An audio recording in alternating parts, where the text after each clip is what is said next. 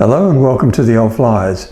In a recent video, I told how astonished RAF pilots were when first confronted with World War II Germany's newest wonder weapon, the Focke-Wulf 190.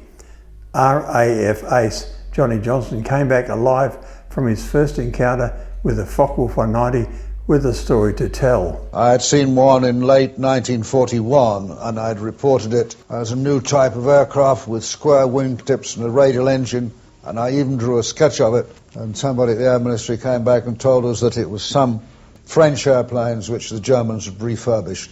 So the Focke-Wulf 190 took our intelligence services completely by surprise. If the FW-190 surprised them, then what was to come would terrify them. The Me262 jet fighter. The first Allied contact with the 262 specifically came in May 1943.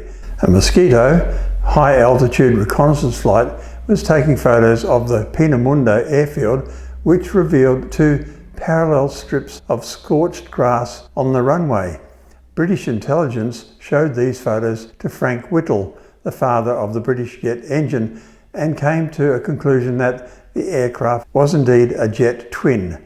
This was, however, more than a year before that famous encounter over Munich in July 1944, when the crew of a photo reconnaissance Mosquito evaded a Messerschmitt 262 and brought back precious information. It was a wonder that the Mosquito got away, as the Mosquito could manage 354 knots, whereas the 262 was 126 knots faster. The 262 fighter was in production from April 1944. Dietrich Ehrhardt, in his book Development History of the Turbojet Engines 1920 to 1950, states that the Allies absolutely knew about the German jet engine program.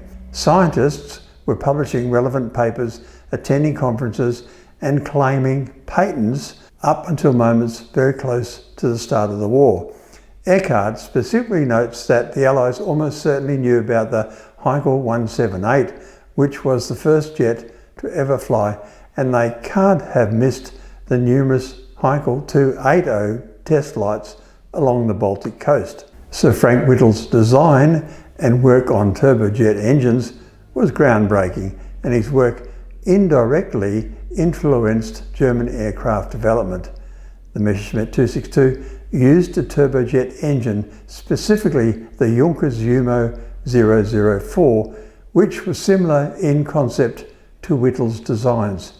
However, the German engineers, led by Hans von Ohain, also independently developed their own jet engine, which was a different design from Whittle's. In terms of direct influence, Whittle's work inspired the broader field of jet propulsion, but the Germans, including engineers like von Ohain and others, were working on similar technologies simultaneously, often without knowledge of each other's efforts.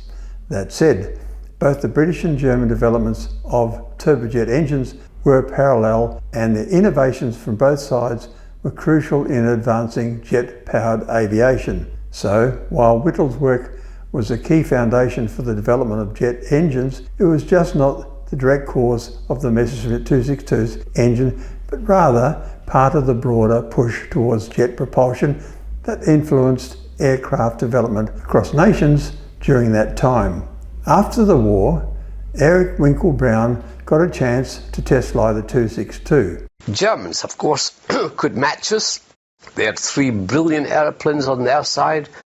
They had the Focke-Wulf 190, and of course the outstanding aircraft of World War II, the Messerschmitt 262. You might wonder then that if the 262 was so much faster than Allied fighters, why didn't they influence the outcome of the war? The 262 did shoot down 542 Allied aircraft after all. Being so much faster than Allied fighters was a hell of an advantage. Several reasons.